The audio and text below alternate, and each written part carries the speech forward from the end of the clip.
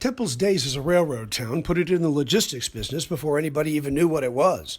So it's no surprise that one of the top logistics companies in the country located here and watches over the world.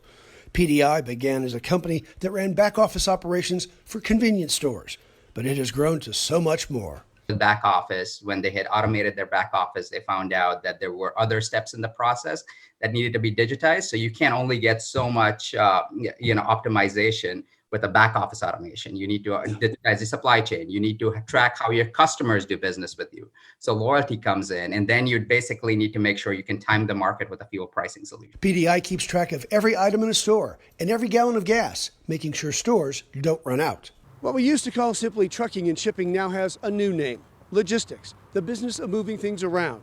Central Texas has always had a hand in it, but Amazon put us in the big leagues. But the idea of just-in-time delivery showed its weakness when the pandemic hit and demand went through the roof. Suddenly, stores had shortages and logistics struggled to keep up. They can't afford delays in deliveries because they're not keeping 6 months of inventory around. And so as a result of that, logistics has become more and more important to all areas, including areas with some manufacturing development like the Waco area has. And of course, Waco itself has been a headquarters of some logistics companies for many, many years. And far from a drawback, Sid sees the pandemic shortages as something logistics has now fixed. It's just a challenge to do better. I think what the pandemic did is accelerate 10 years worth of digitization. Digitization, the accounting of everything from ordering to displaying on computers that monitor every step. Logistics gets used in everything from transportation to daycare. So how does that work?